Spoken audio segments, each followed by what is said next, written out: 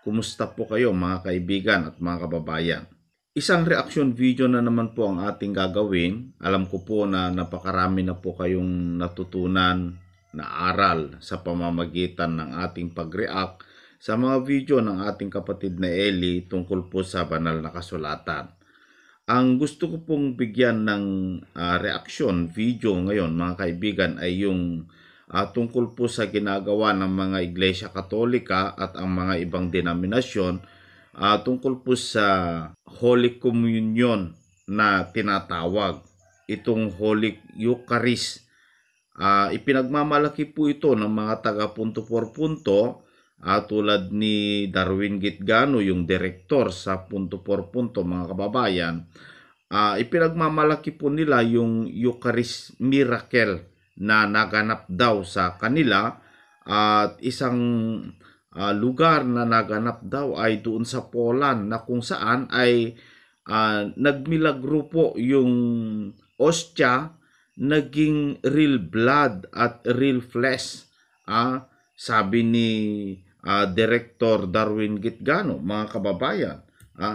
Bago ko po bigyan ng reaksyon itong nagtanong ng Iglesia Katolika kay kapatid na Eli tungkol po sa Holy Communion na bakit daw hindi ginagawa ng mga MCGI, ay ipakita ko muna sa inyo yung video ni Darwin Gitgano na nagmilagro daw yung ostya naging real flesh at yung alak ubas ay naging real blood. Heto po mga kaibigan yung video ni Mr. Darwin Gitgano. A reading of the Holy Gospel according to St. John. Glory to you, Lord. The Jews quarreled among themselves, saying, "How can this man give us his flesh to eat?" Jesus said to them, "Amen, amen, I say to you, unless you eat the flesh of the Son of Man and drink his blood, you do not have life within you. Whoever eats my flesh and drinks my blood has eternal life, and I will raise him on the last day. For my flesh is true food, and my blood is true drink. Whoever eats my flesh and drinks my blood remains in me, and I in him. Just as the living Father sent me, and I have life because of the Father, so also the one who feeds on me will have life because of me. This is the bread that came down from heaven.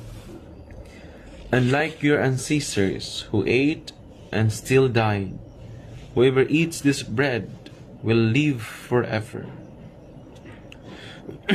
These things he said while teaching in the synagogue in Capernaum. The Gospel of the Lord. Praise to you, Lord Jesus Christ. So, ang ganda ng Ebanghelyo ngayon. Yung mga Hudyo ay nag-quarrel na, nag-aaway patungkol sa doktrina ni Kristo about the Eucharist. Just imagine, kakainin natin yung laman ni Kristo. Just imagine, kakainin natin o inumin natin yung dugo ni Kristo. So, na-divided yung mga Hudyo na laging sumasama ni Kristo, laging nakikinig ni Kristo, laging naka-witness sa mga malaking milagro ng ating Panginoon. So, nangyari mga kapatid, maraming tumalikod kay Kristo. Marami, ang dami. At ano nangyari? Pero si Kristo ay very consistent. Ang aking laman ang tunay na pagkain, ang aking dugo ay tunay na inumin. Meron tayong milagro na ganap dun sa Poland, mga 1996 yun, or 2001. At ang nangyari, yung hostiyas ay naging tunay na laman ng tao. And then, underwent itong scientific investigation ng mga scientists dahil ang laman ay tunay na laman. The flesh is real flesh. The blood is real blood of human being. At sinisearch nila ang type sa dugo is type AB. Very consistent. Lahat ng binabasa ko ng mga Eucharistic miracle, very consistent, mga kapatid, ang kanilang statement. Itong nangyari sa Poland, the flesh is real flesh. The blood is real blood. May type pa yung dugo, type AB. At yung flesh is a heart, part of the heart. So, ang ganda, ang ganda. Every time na dadalo ka ng misa, mag-attend ka ng misa, you receive the heart of Jesus. Very consistent yan sa Lanciano, Italy, sa Buenos Aires, pati sa Poland. The flesh is a heart. So, kung unawain natin, ang ganda talaga ng misa, no? Pumunta tayo sa simbahan, hindi dahil sa pari, because of the bread of life. Sabi niya, I am the bread from heaven. And the bread that I will give to you is my own flesh. And the drink that I will give to you is my own blood. Yun pong sinabi ni Kristo kapag mag-search lang tayo araw-araw. Lalo-lalo na, sa mga nanonood ngayon, lalo-lalo na, kung mag-search tayo patungkol sa Eucharistic miracle, grabe. Madagdagan yung pag-ibig mo kay Kristo, madagdagan mo yung pag-ibig mo sa simbahan. Kaya nga, kapag mag-receive kayo ng communion by hand, siguraduhin ninyo na makuha ninyo lahat ng mga particles sa kamay ninyo. Karamihan sa atin, we receive without reverence. Nung una, bago tayo mag-receive sa katawan ni Kristo, luhod tayo. This is a great sign of reverence. Sana mabalik natin yan. So ayan po mga kaibigan, ang video ni Director Darwin Gitgano tungkol po sa Eucharist miracle na naganap sa Poland, no? Yung flesh from the heart. So ibig sabihin parte ng puso daw yung ostya, no? So at saka yung blood, kung tinignan kung anong type, ayon sa ating napanood, napakinggan, ito daw ay type AB. Alam nyo, kalokohan yan mga kababayan, ano? Kasi ang paggawa ng tinatawag nilang Holy Communion ay hindi po ito literal. At sabi nga ng kapatid na Eli, bago po tayo mag-react mga kababayan o magbigay ng reaksyon dito, mas maganda panuorin muna natin kung ano po ang tunay na pagganap sa huling hapunan. Huling hapunan kasi ang tawag dito hindi po Holy Communion, mga kapatid. Ito po yung video ng ating kapatid na Eli, atin pong panoorin. Ako po ay hindi raw po kayo nagpa-practice ng Holy Communion. Alisin na natin yung logic ng banal na hapunan na ginagawa sa umaga kasi sumasang-ayon po ako doon sa inyo. Pero yung Holy Communion po mismo, hindi raw nyo pinapractice. Kaya ako binigay itong mga talatang ito kasi nandito raw yung paliwanag. Wala dyan, hindi Holy Communion yan sinasabi dyan. Mabuti, basahin natin kapatid ha. Kung kayo nga ay nangagkakatipon, ay hindi kayo maaaring magsikain ng hapunan ng Panginoon. Hapunan ang tinutukoy dyan kapatid, hindi naman Holy Communion yan Hapunan ng Panginoon ang tinutukoy dyan. Kapagkat ang tinanggap ko sa Panginoon ay siya ko namang ibinibigay sa inyo na ang Panginoong Yesus ng gabing siya ipagkanuloy dumampot ng tinapay at nang siya makapagpasalamat. Gabi yan gabi. Hapunan yan Ang Panginoong Yesus nung gabing siya ipagkanulo ay dumampot ng tinapay. Tanda mo kapatid, gabi yan, hindi communion yan. Hapunan ng Panginoon tinutukoy dyan. At pagkadampot niya ng tinapay, nang siya makapagpasalamat ay kanyang pinagputol-putol at sinabi, ito'y aking katawan na pinagpuputol-putol dahil sa inyo. Gawin ninyo ito sa pag-alaala sa akin. At gayon din naman, hinawakan ng saro pagkatapos na makahapon na sinasabi, ang sarong ito'y siyang bagong tipan sa aking dugo. Gawin ninyo ito tuwing kayo'y magsisiinom sa pag-alaala sa akin. Sapagkat sa tuwing kanin ninyo ang tinapay na ito at inuman ninyo ang saro, ay inihahayag ninyo ang pagkamatay ng Panginoon hanggang sa dumating siya. So ang tinutukoy dito hapunan, hindi komunyon kapatid. Yung binigay mong talata, nagpo-prove na talagang merong hapunan ng Panginoon. Pero hindi yan komunyon. Nowhere in the Bible can you find na magpuputol-putol ng tinapay tapos komunyon. Ginanap ni Kristo yon sa hapunan ng Panginoon. Pero hindi sa komunyon yon, kapatid. Walang hint ng komunyon sa Biblia. Na yan, tinapay na yan, hindi literal. O ibalik natin yung verse 23. Sapagkat tinanggap ko sa Panginoon, ay ibinibigay ko naman sa inyo. Tanungin ko sa'yo, nakatanggap ba ng tinapay na literal si Pablo kay Kristo? Hindi po. Kasali ba siya doon sa Last Supper na ginanap ni Kristo sa lupa? Kasali ba si Pablo ron? Hindi po siya kasali ron. Actually, nung maging apostol siya, nasa langit na si Kristo. Amen? Amen. Pero may tinanggap siya kay Kristo na ibinibigay naman niya sa mga kapatid. So, hindi literal na tinapay yan, kapatid. Huwag nating interpret yan na literal na tinapay, tinanggap ni Pablo, binibigay niya sa taga-Korinto. Ang ibinibigay niya sa taga-Korinto, yung tinanggap niya sa Panginoon, aral yon, aral, katwiran. Pakinggan mo sa 15:3 ng unang Korinto. Sapagkat ibinigay ko sa inyo una sa lahat ang akin namang tinanggap. Ang ibinibigay ko sa inyo, una sa lahat, ang akin naman tinanggap. Alin ba yung tinanggap niya? Ilagay mo sa 1 hanggang 2. Ngayon ipinatatalastas ko sa inyo, mga kapatid, ang ebanghelyo na sa inyo'y aking ipinangaral, na inyo namang tinanggap, na siya naman inyong pinananatilihan. Sa pamamagitan naman ito'y ligtas kayo, kung matyagan ninyong iingatan ang salitang ipinangaral ko sa inyo, maliban na kung kayo'y nagsipanampalataya ng walang kabuluhan. So, ang tinanggap ni Pablo, salita. Yes. Aral. Kung ano yung salitang tinanggap niya, yun din ang ibinibigay niya sa taga-Korinto. Kasi wala naman siyang tinanggap na literal na tinapay dahil hindi siya kasali sa Last Supper. Tama. Dahil hindi pa siya apostol noon. Walang komunyon sa Biblia na ginagawa ng alam mo kung bakit? Biro mo yung kanya, laki-laki. Yung ang liit-liit. Ano yun? Hindi ba iisa lang naman ang Kristo ng Biblia? Bakit gumawa ka ng malaki para sa'yo? At saka bakit sa komunyon, meron siyang alak, ikaw wala. Samantalang ang nasa Biblia, pakinggan mo sa 26:26 ng Mateo. At samantalang sila'y nagsisikain, ay dumampot si Jesus ng tinapay at pinagpala at pinagputol-putol at ibinigay sa mga alagad at sinabi, kunin ninyo, kanin ninyo, ito ang aking katawan. At dumampot siya ng isang saro at nagpasalamat at ibinigay sa kanila na nagsasabi, magsiinom kayong lahat diyan. Iting ko ang basa.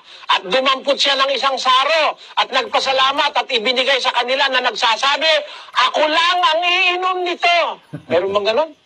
Tingnan mo, sino ang pinainom niya? Yung pinakain niya ng tinapay. Ito naman pare, pinakain ng tinapay na maliliit sa kanya yung malaki. Tapos siya lang ang may alak. Yan ang unfairness. Kaya napakamali niyang kumunyong itinuro ng pare, kapatid. Pasensya ka na, ha? I'm just answering you squarely and fairly and biblically, especially. Follow up po. Alam ko po na hindi po ba, Brad Eli, ikinote lang ni Paul yung sinabi niya doon sa 23 Makamo, kung hindi ako nagkakamali ng 1 Corinthians 11, doon sa 26 naman na sinabi, na binasa mo ngayon lang, ano po. Pero sasabihin ko lang po sa inyo, tama po kayo, mali yung practice ng Katoliko dahil ako po ay hindi Katoliko, ako po ay isang evangelical Christian po. Sa amin naman po, ang communion sa amin ay mayroon naman pong tinapay at alak, konti. Pero po, ang akin pong tanong... Teka muna, kapatid, bago ka magtanong, tatanungin kita, pwede ba kitang tanungin? Opo. Bawal ba sa inyo ang lumuhod sa mga ginawa ng kamay ng tao? Bawal na bawal po. Yan. Nagkakasundo tayo dyan, kapatid. Let us explore that. Bawal din sa amin na gumawa ng imahen para sambahin o luhuran. Alam mo kung bakit bawal ng Diyos yung paggawa ng imahen? Ang talata ng Isayas, meron akong babasahin ganito, 42:8. Ako ang Panginoon na siyang aking pangalan at ang aking kaluwalhatian ay hindi ko ibibigay sa iba o ang akin mang kapurihan sa mga larawang inanyuan. Ano nga kita? Yung bang kaluwalhatian ng Diyos, pwede mong ilagay doon sa larawang inanyuan kahit na yun ay ginto pa. Ay, hindi po kahit kailan, hindi po pwede, kapatid na Eli. Hindi pwede. And the most precious stone or metal on earth carry with it the praises, the magnificence of the Lord. No, never, Brother Eli. Ang ibig ko sabihin, Pwede. kung hindi kayang ilagay sa ginto yung magnificence ng Panginoon, kung hindi kayang ilagay sa larawan, kaya bawal ng Diyos yung larawan, tama? Oo. Opo, tama po. Tanong ko sa'yo, kaya mo bang ilagay sa kapirasong tinapay na ginawa sa bakery yung kaluwalhatian ni Kristo? Ay, lalo pong hindi, kapatid na Eli. Pag yan pagsamba sa Diyos-Diyosan yan. Yeah. Irerepresenta mo si Kristo sa kapirasong tinapay na literal. May tinapay na sinasabi sa Biblia pero hindi literal. Because that little bread cannot contain the magnificence and the glory of Christ. Kaya hindi natin kinikilala yung bread tinatinapay na yan. Kapatid, walang material thing on earth that can contain the glory of Christ. Kaya hindi kami naniniwala sa tinapay na ginawa sa bakery. Yung kaluwalhatian ni Kristo, nasa kanyang salita. At yung salita ng Diyos, yun ay ang mismong Kristo. Yun ang pinagsasalu-saluhan namin sa komunyon. Yung salita ng Diyos, hindi literal na tinapay. Yun, Brad Mark, malinaw siguro yun. Pwede po ba follow up o hindi na pwede? Sige. Isa na lang po. Sige po. Okay. Yun nga po yung tanong ko kanina kay Brother Eli. Hindi. Yung hindi ko po alam kung sino sumulat eh. Basta ang sinabi si 26. Yung po ba, yung ginawa po ba ni Kristo at ng mga apostol noon ay hindi literal? Alam mo kapatid, hindi literal yon. Symbolic yon of a more precious and important thing. Symbolic lang yon, hindi literal yon. Kung meron man literal sila, no, yun talagang aim ni Kristo, hindi literal. Symbolic yan. Hindi, gumagawa siya ng literal, pero it symbolizes something more exalted, more higher. It is higher. It is more important. Hindi yung literal na ginagawa ang dapat tignan doon. Pakinggan mo sa Juan 13, versikulo 1, ganito ating mababasa. Kapatid na Luz, patuloy-tuloy. Bago nga magpista ng Paskwa, sa pagkaalam ni Jesus na dumating na ang kanyang oras ng paglipat niya mula sa sanglibutang ito hanggang sa Ama, sa pagkaibig sa mga kanya na nangasa sanglibutan, ay inibig niya sila hanggang sa katapusan. At habang humahapon, nang mailagay na ng Diablo sa puso ni Judas Iscariote, na anak ni Simon, ang pagkakanulo sa kanya, si Jesus, sa pagkatalastas na ibinigay na ng Ama ang lahat ng mga bagay sa kanyang mga kamay, at siya'y nanggaling sa Diyos at sa Diyos din paroroon, ay nagtindig sa paghapon at itinabi ang kanyang damit, at siya'y kumuha ng isang tuwalya at ibinigki sa kanyang sarili.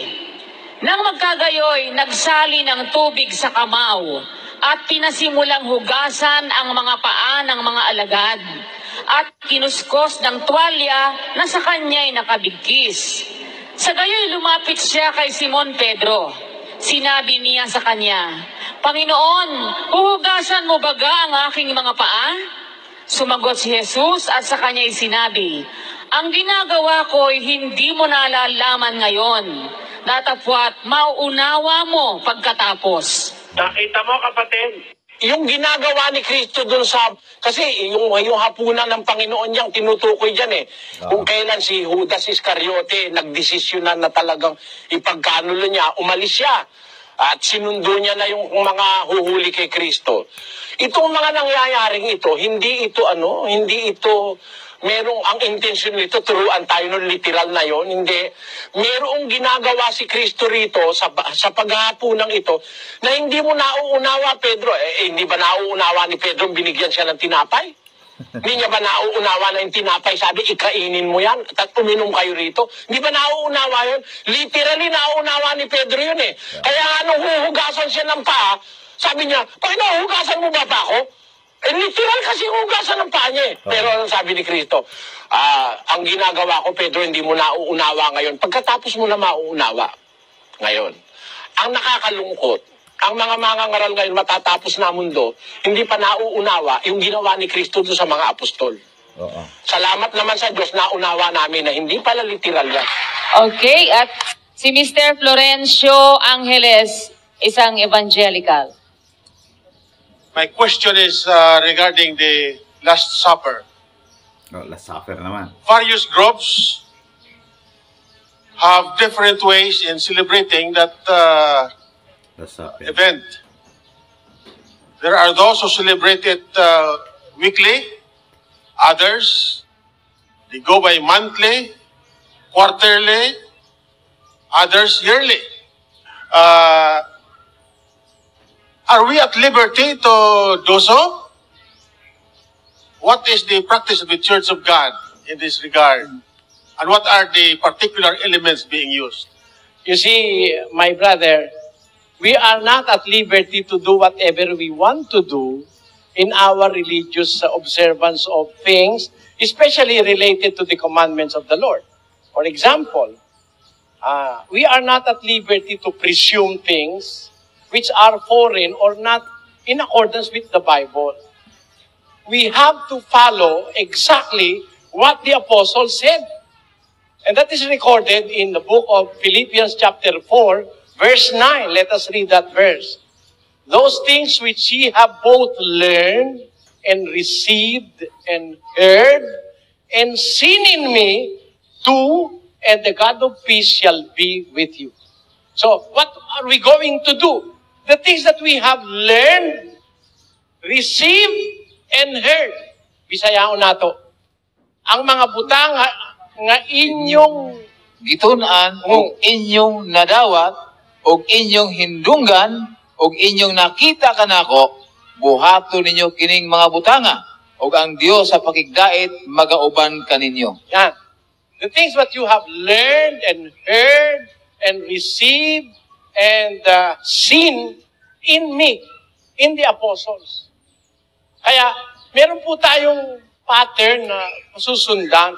We are not at liberty to do our own will when it comes to God's commandment. Meron ng pattern ng pagsunod eh. Bawa, you may ask, ba't hindi kami nangongolekta ng pera sa non-members? Kaya nito, this is a gathering for non-members. We are not asking any contribution from anybody. Bawal po sa amin. Bakit? It is worded in the scriptures. 3 John chapter 1 verse 7 says, because that for his name's sake, they went forth taking nothing of the Gentiles. They did not get anything from the Gentiles. Not even a single centavo. So we are doing the same thing. Because we have already a pattern to follow. Now, is there a pattern to follow when it comes to the Holy Supper? There is. When did our Lord Jesus Christ observe the Holy Supper? Let us have a biblical background on when did he observe the Holy Supper or practice the Holy Supper or have executed the Holy Supper. Ginawa po ito ni Kristo on the day of the celebration of the Jews, which is particularly called as the Passover. When is the Passover being celebrated by the Jews? That is Exodus chapter 12, verses 1. And the Lord spoke unto Moses and Aaron in the land of Egypt, saying, this month shall be unto you the beginning of months, it shall be the first month of the year to you. He is speaking to Moses and Aaron that very night before they left Egypt. They were still in Egypt, and this commandment came about. And the Lord said unto them, this month and this day will be the beginning of the month and the years. So they will disregard all the years that they have known in Egypt. They live in Egypt for 430 years. They are going to discard their calendars. The Egyptian knowledge and reckoning of time, they will forget. This will be the first month and the first day of the year for you. That very night. What is that night? Let us move to verse 14. And this day shall be unto you for a memorial, and ye shall keep it a feast to the Lord throughout your generations, ye shall keep it a feast by an ordinance forever. What is that feast? 11. And thus shall ye eat of it with your loins girded, your shoes on your feet, and your staff in your hand, and ye shall eat it in haste. It is the Lord's Passover. So, that very night will be the observance of the Passover throughout all the generations to come among the children of Israel. You got my point? What is that? That is the observance of the Passover. They are going to kill the Passover lamb, and they are going to eat the lamb, and that is the Passover for the Lord. When our Lord Jesus Christ was about to be hung, it was the preparation of the Passover. Let us prove that. Noon nga'y paghahanda ng Pasko. It is the preparation of the Passover. And about the 6th hour, and he said unto the Jews, behold, your king. So, that is a day before he was captured and he was nailed to the cross on the preparation of the Passover. Yan. Yan po. Yun po yung Paskwa. Passover sa English, Paskwa. Yun ang Pasko sa Kastila. Yung papatayin si Kristo nung araw na yon, preparation sa Paskwa. Actually, kapatid, pinatay si Kristo the very same hour na pinapatay din yung mga Passover lambs all throughout the land of Israel. Doon siya pinatay. Yun po ang kasaysayan niyan. Mahaba lang pag inisa-isa natin kapatid. Pero alam ko na, intindihan niyo ako. Ngayon, ang tanong niyo ay, kailan ba natin gagawin? The Lord did it exactly on the night of the Passover, the preparation for the Passover. Let us read that. Sa 13 of John, chapter 13, verse 1. Basa. Now, before the feast of the Passover, See, it is before the feast of the Passover because it is a night ahead of the Passover. Before the feast of the Passover, when Jesus knew that his hour was come, that he would depart out of this world unto the Father, having loved his own which were in the world, he loved them unto the end. 2, the supper being ended, the devil having now put into the heart of Judas Iscariot, Simon's son, to betray him. 3, Jesus, knowing that the Father had given all things unto his hand, and that he was come from God, and he went unto God, he riseth from supper, and laid aside his garments, and took a towel, and girded himself. What is next? After that, he poured water into a basin, and began to wash the disciples' feet, and to wipe them with the towel wherewith he was girded. 6, then cometh he to Simon Peter, and Peter said unto him, Lord, dost thou wash my feet? And so on. It was instituted during the night of the observance of the Passover. So, it must be observed once a year. Annually. We do it annually because it coincides with the Passover of the Jews. Now, how are we going to do it? Are we going to do it basically with material things? What are the elements used? What are the elements used? Let us find out. In the book of 1 Corinthians chapter 10, I speak as to wise men, judge ye what I say. He's speaking, of course, to the local church in Corinth, but not to all of them. He speaks to the wise in the church in Corinth. Judge ye what I say. What is that? Let us continue. The cup of blessing which we bless, is it not the communion of the blood of Christ?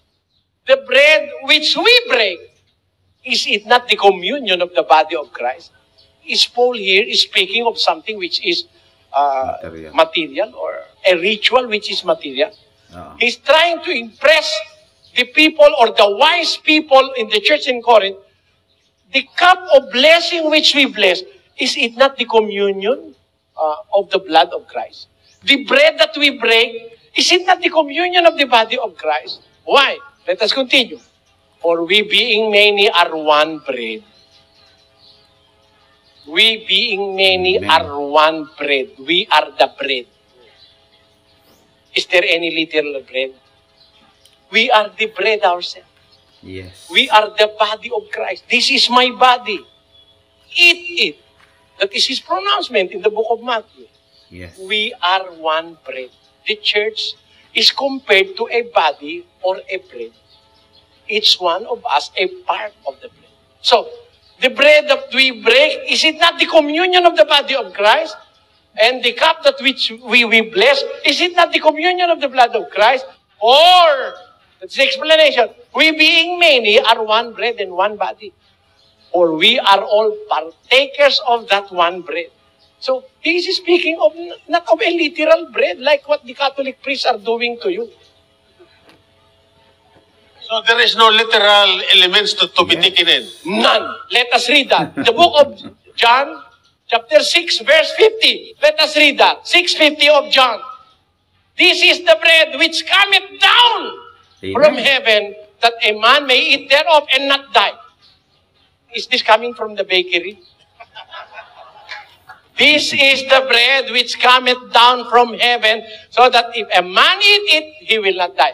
Now, what is the next verse? Put that. I am the living bread which came down from heaven. Yes. If any man eat of this bread, he shall live forever. And the bread that I will give is my flesh, which I will give for the life of the world. Let us continue. 54. Whoso eateth my flesh and drinketh my blood hath eternal life, and I will raise him in the last day. For my flesh is meat indeed, and my blood is drink indeed. Continue. He that eateth my flesh and drinketh my blood dwelleth in me, and I in him. Now, when the disciples heard this, 6:60, many therefore of his disciples, when they heard this, said, this is a hard saying. Who can hear it? It is very hard for them to accept that here is Jesus, is their Lord, saying, eat my flesh and drink my blood. It is a hard saying. Who can accept this? What is the explanation of our Lord Jesus Christ? Let us continue on verse 63. It is the spirit that quickeneth, the flesh profiteth nothing. The words that I speak unto you, they are spirit and they are life. So, his commandments are spiritual. It is not material. Yes. To prove that, the Apostle Paul said to the Corinthians, I give unto you what I have received from the Lord. Amen. The night that he was betrayed. Let us put that. For I have received of the Lord that which I also delivered unto you. That the Lord Jesus, the same night in which he was betrayed, took bread. And when he had given thanks, he broke it and said, take, eat, this is my body, which is broken for you. Do this in remembrance of me. This very same thing I am giving to you, said Paul. It is Paul who writes this epistle. Is Paul a participant of the supper? No. He was not yet an apostle then. He did not receive any material bread from our Lord Jesus Christ. Agreed?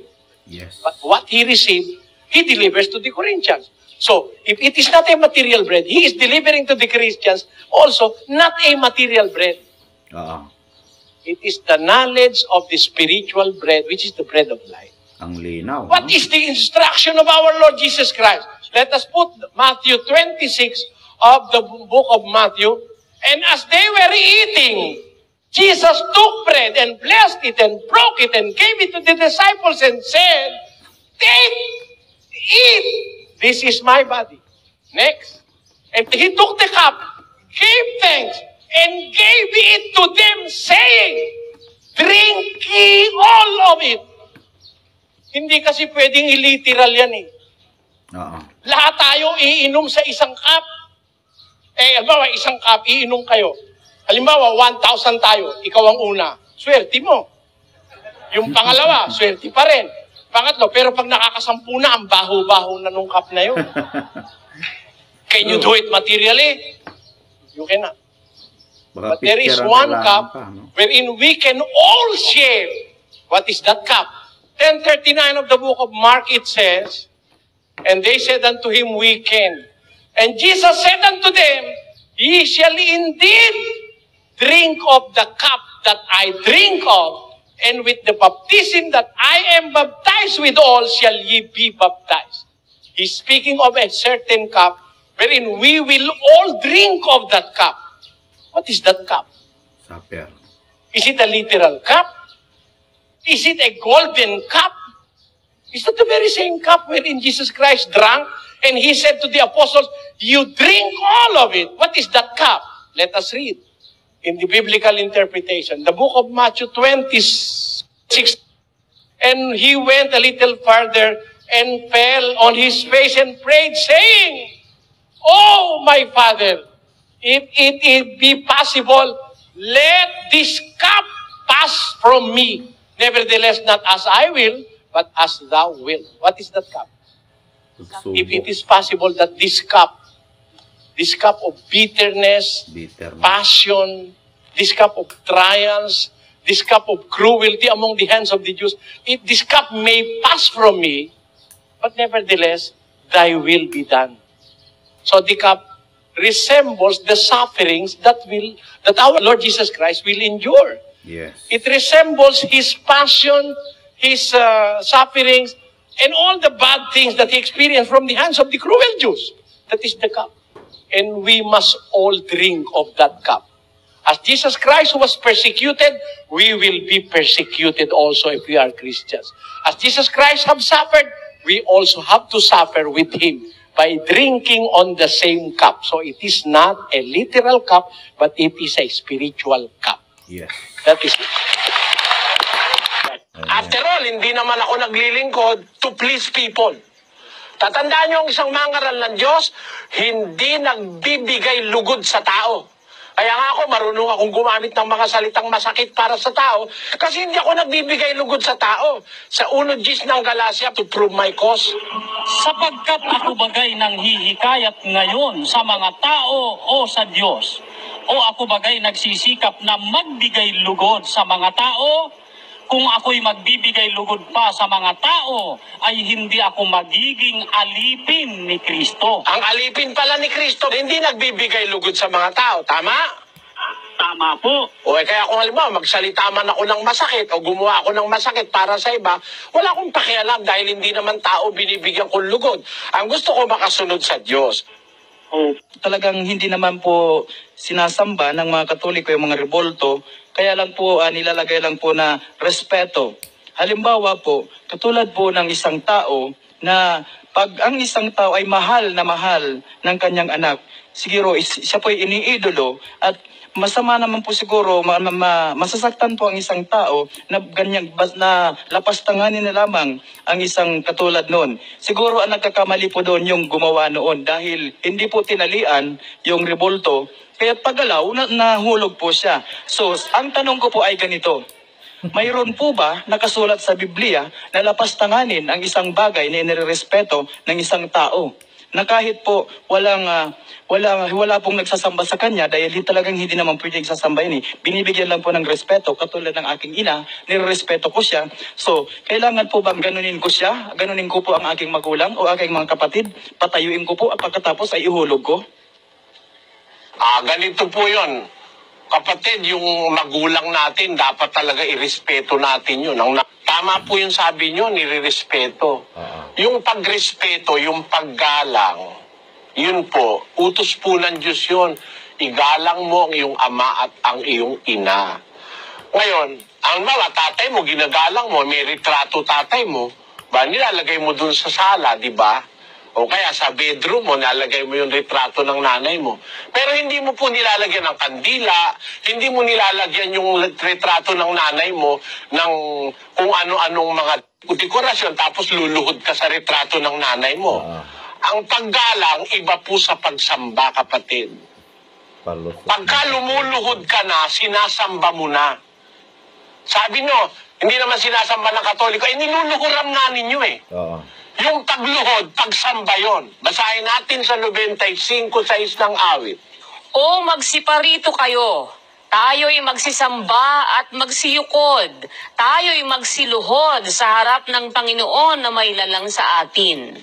Yun hong pagluhod, pagyukod, yun po pagsamba ayon sa termino ng Diyos sa Biblia. Eh, yung magulang natin, ginagalang natin, hindi naman tayo lumulugod. Hindi naman natin nilalagyan ng kandila. Nagdadasal ba tayo sa magulang natin? Dinadasalan ba natin ang magulang natin? O nanay ko, panalangin mo ako. Meron ba tayong ginagawang ganon? Wala naman eh. Kung iginagalang lang natin, wala naman pong masama. Igalang ang magulang eh. Pero luhuran mo, tapos sabi ng iba, sabi ng pare, ginagalang lang namin, hindi namin sinasamba. Yun ang pagluhod mo, pagsamba na yun eh, ayon sa Biblia eh. Bawal nga yun eh. O yan, kaya kung tayo nakikinig sa salita ng Diyos, pakinggan natin yan. Huwag tayo makinig sa chismis o kaya sa opinion ng kahit na sino. Ang iba, mas gusto yung mga palusot, yung iba, yung gusto yung... Mas magandang manalig tayo sa salita ng Diyos, kapatid. Bawal po ng Diyos gumawa niyan, yung mga larawang inanyuan na yan. Hindi natin dapat isiping ang pagka-Diyos ay sa ginto, pilak o bato na inukit ng kabiasnan at katalinuhan ng tao. Sabi ni Pablo, isipin mo man lang eh, hindi, bawal na eh. Na may pagka-Diyos dyan eh, o kaya yan eh, dapat mong luhuran, o kaya panalanginan. Kasi kung ang paniwala mo, wala namang pagka-Diyos, ba't ka mananalangin doon? Ba't mo kakausapin yun? Ba't mo ipagpipiesta at ipagpuprosesyon? Mali po yun, kapatid. Sana naunawaan nyo. Gusto ko lang pong sumagot ng ayon sa Biblia. Yun po ang sinasabi ng kasulatan. Marami na po akong church na napuntahan, small church, big church, at nararamdaman ko rin po yung caring nila. Ang tanong ko po, paano nyo po mapapatunayan na ang lahat ng pastor sa buong mundo ay mali ang itinuturo na magiging dahilan upang mapunta silang lahat na pastor na mga born again sa dagat-dagatang apoy? Kung hindi po ba sila lilipat kahit mabuti po ang kanilang budi, kahit narinig nila ang inyong turo, ay mapapa-impyerno ba sila? Yun po yung una. Malay ko kung ano nasa kalooban nila. Pero isang bagay ang natitiyak ko, maraming pastor, bulaang pastor, ministro ni Satanas. Hindi ko paghatol yun. Ulat yun ang Biblia. O, hindi ko hatol yun. Salita ng Biblia yun. Sino ba yung hindi sumusunod sa Diyos? Sino ba yun? Yung mga mangangaral na nangangaral, hindi naman yung sa Diyos ang pinangangaral, dinadagdagan, binabawasan. Imo-modify ko ba yung sinabi ni Cristo? Papalitawin ko, uy, nangangaral naman yan, maliligtas din yan. Mali naman yun. Hindi naman hustisya yun. Kung tayo mananampalataya ng Biblia, kung ano yung nasa Biblia, yun ang tanggapin natin. Hindi dahil sa hinahatulan natin ng sino man, kasi hindi naman natin alam ang puso ng sino man. Pero pagka ikaw, napahanay ka dyan sa mga ganyang manluloko, magkarayang mga manggagawa, mga bulang apostol, mga sinungaling, paano ba sasabihin mo rito sa kay Buloy? Hindi ba sinungaling yan? Napakalaking kasinungalingan. Nakausap ko ang Diyos. Ang dapat ikaw maging presidente, si Kibo. Si Kibo. Kala mas labas, talo si Kibo. Di naloloko ito, dinadahilan ng Diyos. Kung totoong ang Diyos ang may sabi sa iyo niyan, bakit hindi nanalo si Kibo? Pakinggan mo hindi panloloko sa kapwa yan. Tonight, be known unto all Filipinos that the Almighty Father has appointed a president for this nation. He is no other than Humboldt Yber. Ang panloloko yan. Sa umpisa pa lang, mahahatulan mo ng naloloko The Almighty Father has appointed a president for this nation. Ang presidente ng Pilipinas, hindi ina-appoint ng Diyos. Ibinoboto ng mga tao. Ito pa lang sira na yan ngayon, sasabihin mo ba ngayon? Dahil, yan, si Kibuloy, maliligtas yan. Pag sinabi ko maliligtas yan, manluloko yan Naintindihan mo ibig ko sabihin, kapatid? Pag alam mong manluloko, huwag mo sasabihin maliligtas. Masama yun. Caring naman sila na pag sila, mapagmahal sila kapwa. Sa ano yun? Hipokrasiya yun. Pagpapaimbabaw, hindi tunay na totoo yun. This is a scheme ng Lucas.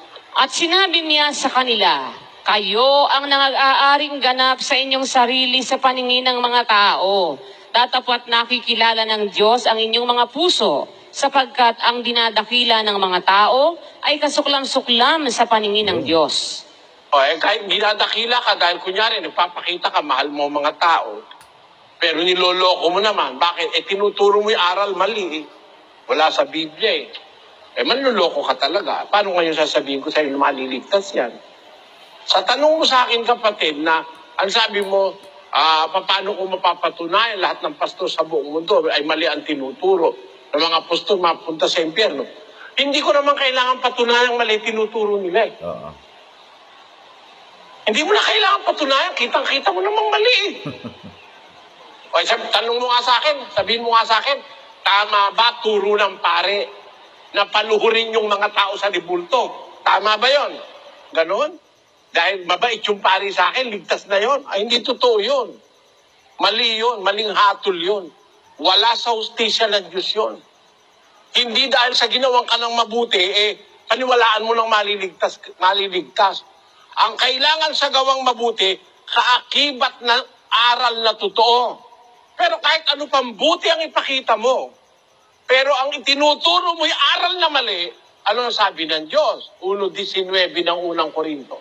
Sapagkat nasusulat, iwawalat ko ang karunungan ng marurunong at isasawala ko ang kabaitan ng mababait. Ng Diyos yun, hindi ako may sabi nun. Kahit gaano ka pa kabait, tarantado yung aral mo, hindi ka maliligtas.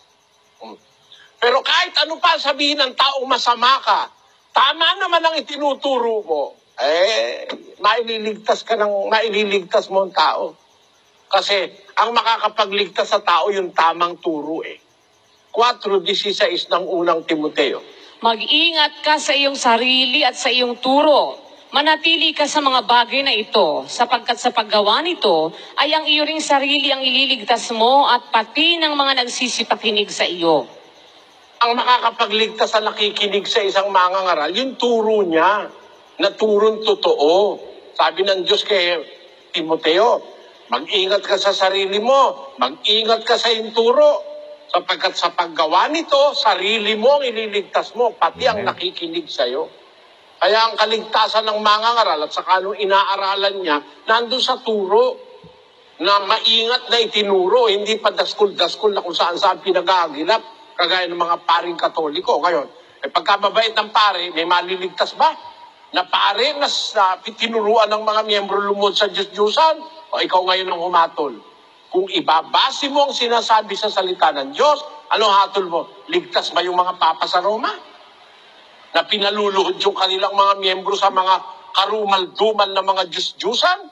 4:3 ng unang Pedro. Sapagkat sukat na ang nakaraang panahon upang gawin ang hangad ng mga hentil at lumakad sa kalibugan, sa mga masamang pita, sa mga paglalasing, sa mga kalayawan, sa mga kayamuan at sa kasuklam-suklam na pagsamba sa mga Diyos-Diyosan. Kasuklam-suklam pala yung pagsamba dyan sa mga ginawa ng kamay ng mga tao. Pinaluhod mo ang mga tao dyan. Kahit kano ka pa kabait, kasuklam-suklam ka sa Diyos. Ligtas ka kaya. Magkaroon na lang po ng kanya-kanyang respeto sa paniniwala. Respeto? Apo. Ay, masamang respetuhin yung mali. Tama. Masama yun. Pag walang kukontra sa mali, lahat ng tao maniniwala sa mali. Tandaan niyo. Ngayon, ano ang batayan ko? Na masama na yung mali, hindi mo kukontrahin. Bakit ganon? Ba't ko sinasabi yun? Pag mali, dapat punahin. Pag mali, dapat sawayin. Pag mali, dapat pigilan. Kasi sabi ng Diyos 3 G's ng Tito. Pakinggan niyo. Ang taong may maling pananampalataya, pagkatapos ng una at ikalawang pagsaway, ay itakwil mo. Ipinapasaway ba yung mali? Sabi nga ng Diyos, pag mali ang pananampalataya ng tao, sinaway mo ng una, sinaway mo ng ikalawa, itakwil mo na. Diyan mo na siya. Ayaw niya ng tama, gusto niya mali. Pero ipinapasaway ng Diyos. Sawayin mo. Paano sasawayin? 1:13 ng Tito. Ang patotoong ito ay tunay. Dahil dito'y sawayin mong may kabagsikan sila upang magpakagaling sa pananampalataya. Ano? Pero tungkulin mo kung mangangaral ka na sumaway Basa, 2 Timoteo 4:2. Ipangaral mo ang salita. Magsikap ka sa kapanahunan at sa di kapanahunan. Sumawata ka, sumaway ka. O, kita mo? Utos ng Diyos sa mga ngaral yan. Sumawata ka, sumaway ka. O, pag sumasaway ba, mali? Ba't hindi na lang natin igalang ang pananampalataya ng isa't isa? Kung mali, ba't ko igagalang? Ibig mo sabihin, ang paniniwala mo, si Kristo, tao. Ha? Tapos sabihin ko, ginagalang ko yan. Amen. Ganun ba? Pag sinabi mo si Kristo, tao, sisigaw ako. Hindi tao si Kristo, kundi nagkatawang tao. Amen. Yun ang sasabihin ko. Nag-uumpisa na ang labanan. Bakit? Gusto ng Diyos na ganun Para ang tao mailigtas sa mali. Ganun yun. Kung ako makikipagkaibigan lang, hindi na ako magsasalita. Pero hindi ako naparito para makipagkaibigan kahit kanino. Kahit magalit kayong lahat sa akin, sasabihin ko yung ipinasasabi ng aking Diyos na kinikilalang nasa langit. Kung ang relihiyon ninyo ang tunay, ano ang batayan ninyo sa Biblia? At bakit po marami kayong kaaway?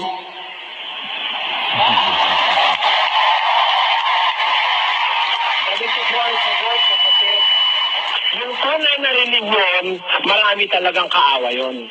Pakinggan nyo sa Mateo 24 at ang bersikulo ay 9 hanggang 10. Kung magkagayoy, ibibigay kayo sa katigatian at kayo'y papatayin at kayo'y kapupuotan ng lahat ng mga bansa dahil sa aking pangalan. Kaya sabi po ng ating Panginoon Kristo, yung mga Kristiyano kapupuotan ng lahat ng bansa. Pagka kayo walang kaaway, hindi kayo totoon sa Diyos. Yung totoong sa Diyos, may kaaway po yun. Marami pong kaaway yun. Alam nyo kasi, conforme yan sa relihiyon Yung relihiyong walang kaaway, kasundo lahat, kasi natatakot yung makipag-away. Ang Kristiyano po, nakikipag-away yan sa pananampalataya. Pag mali, tinututulan ng Kristiyano. Sabi nga ni Pablo sa 6:12 ng Efeso, pakinggan nyo. Sapagkat ang ating pakikibaka ay hindi laban sa laman at dugo, kundi laban sa mga pamunuan, laban sa mga kapangyarihan, laban sa mga namamahala ng kadilimang ito sa sanglibutan, laban sa mga ukol sa espiritu ng kasamaan sa mga dakong kaitaasan. Yan po, nakikipagbaka ang mga apostol. Talagang may away naman talaga Pagpadating sa pananampalataya, pag itinataguyod mo yung totoo, magagalit sa iyo yung mali. Hindi ko conforme sa iyo yung mali. Kaya magkakaroon ka ng kaaway. Sabi ng Biblia kasi, ang pakikipagbaka, hindi naman panlaman at pandugo, hindi naman patayan, hindi naman suntukan, pero laban ng wika sa mga kapangyarihan, laban sa mga pamunuan, laban sa mga namamahala ng kadilimang ito sa sanlibutan, laban sa mga ukol sa espiritu ng kasamaan sa dakong kaitaasan. Kaya yung mga Kristiyano, nilalabanan nila yung maling aral. Pakinggan nyo sa 2 Korinto 10:4. Ito po sinasabi, sapagkat ang mga sandata ng aming pakikilaban ay hindi ukol sa laman, kundi sa harapan ng Diyos ay may kapangyarihang gumiba ng mga kuta, na siyang gumigiba ng mga maling haka at ng bawat bagay na matayog na nagmamataas laban sa karunungan ng Diyos. Ayun. ang pakikipaglaban ng mga apostol, gumigiba ng mga maling haka, ng maling aral, ng bawat bagay na matayog na nagmamataas laban sa karunungan ng Diyos. Kaya po nakikipagbaka talaga ang mga Kristiyano, yung maling aral. Diba? Kuminsan nga, pati nga yung kasambahay mo pa, pwede mo pang makaaway Pakinggan nyo sa 10 ni Mateo. At ang magiging kaaway ng tao ay ang kanya ring sariling kasambahay. Tamo? Pagka ikaw ay sumunod kay Kristo, pati kasambahay mo, makakaaway mo. Ganyan po ang relihiyon Pag yan ay tumalab sa kaibuturan ng isang tao, kahit na mali, hirap na siyang iwanan. Kumbaga, meron ng sentimental value sa kanya, kahit mapunta siya sa impyerno, okay na siya ron. Yan ang mas Ako hindi ganun paniwala ko. Pag may nakapagpatunay, mali yung paniwala ko, iwanan ko rin yun eh. Kahit na halimbawa, 1 linggo na lang, natitira, maghuhukom na, iiwan ko yung paniniwala ko kung mali. Dahil po, hindi ka maliligtas kung mali eh. 22:29. Ngunit sumagot si Jesus at sinabi sa kanila, nagkakamali kayo sa hindi pagkaalam ng mga kasulatan, ni ng kapangyarihan man ng Diyos. Ayan. Yung pong pagkakamali, bunga ng kawalang malay sa kasulatan yun eh. Nagkakamali kayo sa hindi pagkaalam ng mga kasulatan. So, ayan po mga kaibigan, ang katapusan ng video. Maibalik ko lamang po doon po sa Holy Communion na tinalakay kanina ni kapatid na Eli, mga kaibigan. Yung nagtanong na literal, wala bang literal na ginawa itong mga apostol tungkol po sa paggawa nila ng Holy Communion, 'di ba? Ginawa nila literal, hindi ba dapat literal din dapat gawin? Parang ganun po yung kanyang gustong palitawin, mga kaibigan, yung nagtanong, ano? Pero mga kababayan ay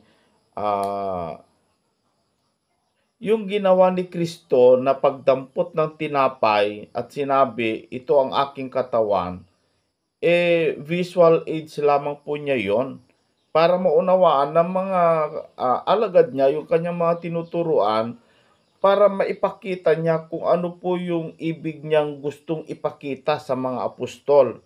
Yung tinapay, yun yung ginamit niyang katawan. Ang ginagawa kasi ng mga ibang mga pastor, protestante, mga iba pa mga kaibigan, ginagawa as a literal. Hindi na nila pinapaliwanag kung ano yung tinapay, ano yung blood, mga kaibigan. Basta kukuha na lamang po sila ng tinapay galing sa PCBS, yung maliliit na ground, mga kababayan. Kumukuha sila ng ganon, and then babasahin nila yung 1 Corinthians chapter 11 verse 23 hanggang 24, ganon. Babasahin nila, and then pagkatapos na mabasa nila, sabay-sabay po tayo kakain ng tinapay. And then basahin ulit, dinakain na nila, no? And then basahin ulit yung sumunod na talata, and then sabi nila, ito ang saro, inuman ninyo ito bilang pag-aalaala sa akin. And then pag nabasa, sabi naman yung pastor, sabay-sabay tayong iinom. And then pagkatapos na nakainom na sila, ayan, okay na, tapos na. Hindi man lang pinaliwanag, mga kababayan, kung ano po yung ibig sabihin, yung ipinaliwanag ng Panginoong Jesucristo doon po sa tinapay, na yun po'y ginamit bilang visual aids, na yun daw yung kanyang katawan. Ano yung katawan ni Kristo, mga kababayan? Tama nga yung sinabi ni kapatid na Eli, at napakaganda, mga kapatid, na kailanman hindi ibibigay ng Diyos ang kanyang kaluwalhatian doon po sa material na bagay, mga kababayan. Tulad ng ginagawa ng mga Iglesia Katolika, na ine-expect nila na yung rebulto ni Maria, rebulto ni Kristo daw, ay doon daw lililim ang kapangyarihan o ang presensya ng Diyos, mga kababayan, para kaya sila lumuluhod doon, kaya sila nagpapatira pa doon. Hindi po ilalagay ng Diyos ang kanyang presensya doon. Ang katwiran kasi ng mga taga punto por punto, mga kababayan, ay yung ginagawa nila na ganon. Kasi si Moises daw gumawa ng kaban ng tipan at 2 kerubin, at doon daw naman lumililim ang presensya ng Diyos para makipag-usap. Panahon ni Moises yon. Ang Diyos po nagsabi doon, mga kababayan, na panahon po ni Moises yon, pumupunta doon sa kaban ng tipan, doon po sa Holy of Holies, doon po magmi-meet si Moises at saka yung presensya ng Diyos. Pero sa panahong Kristiyano, ayon po doon sa Acts chapter 2, mga kababayan, ang presensya ng Diyos ay ibinuhos na sa lahat ng laman na gustong tumanggap sa Diyos, at ang tao na ngayon ang naging kaban ng tipan, mga kababayan, yung puso natin, yun na po yung naging kaban ng tipan. Hindi na po sa rebulto, hindi na po sa mga material na bagay, no? Kasi ang presensya ng Diyos wala na sa mga miski sa kaban ng tipan, kung asan man ngayon, mga kababayan, wala na dun yung presensya ng Diyos, wala na. Kaya nga hindi na ginagawa ng mga Israelita ngayon wala na po yung presensya ng Diyos sa mga material na bagay sa panahong Kristiyano. Sa panahon ni Moises, ayun, sabihin natin, andun yung presensya ng Diyos kasi yung tipan, andun Hindi naman pumunta ang Diyos yung presensya niya doon sa dalawang kerubin, kundi dahil andun po yung salita ng Diyos, nasa kaban ng tipan, kaya yung presensya ng Diyos andun.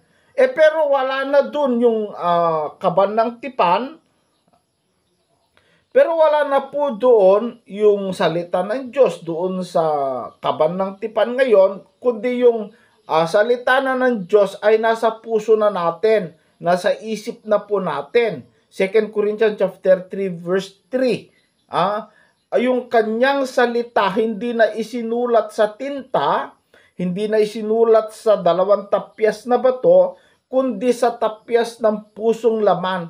At ito'y isinusulat na sa pamamagitan ng Espiritu Santo, mga kababayan. At inilalagay sa puso natin, sa utak natin, isip natin, yung salita ng Diyos. Ikaw na ngayon ang nagiging kaban ng tipan ng Diyos, o ikaw na ngayon yung tinitirahan ng presensya ng Diyos. Kaya wala na doon po sa mga ribu-ribulto na yan, mga kapatid, no?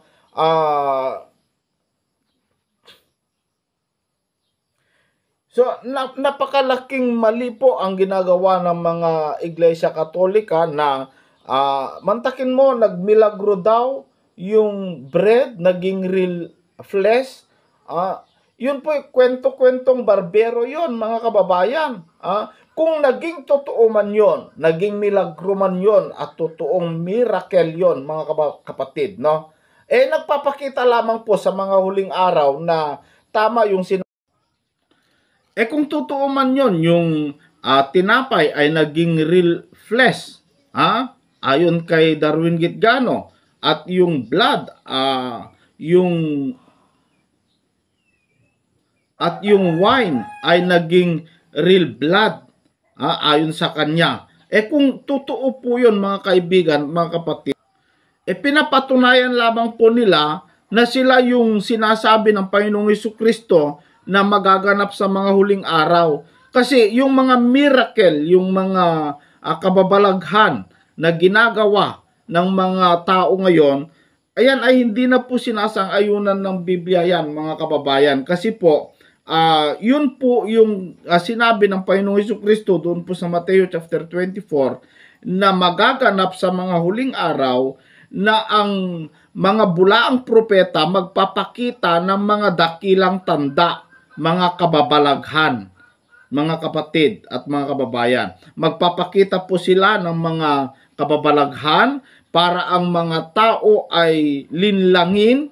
Ito ang kanilang gagamitin para ang mga tao ay mapasunod nila, mapahangan nila, mga kapatid, no? So mag-ingat po tayo sa mga katuruan.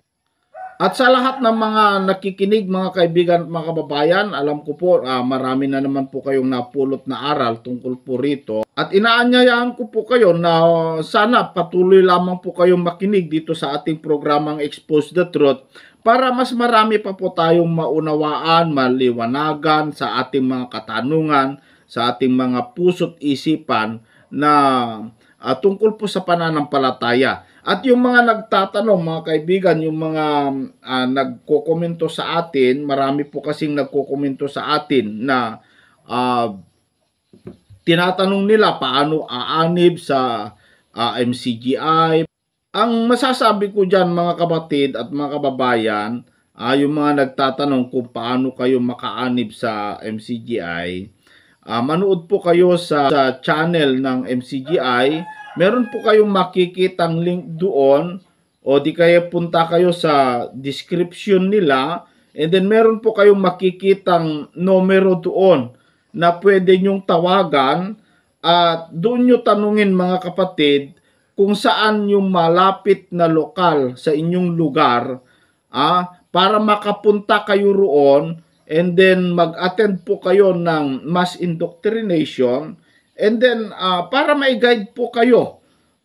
Pagkatapos ng doktrina mga kababayan, kayo na po ang magdesisyon kung magpabautismo na po kayo, magpamembro na po kayo, o nasa inyo na po yon mga kapatid at mga kababayan, kahit pa po sino kayo, no? So yan po ang masasabi ko. Maraming salamat po sa inyong lahat ng mga nakantabay, laging nakasubaybay sa ating programa.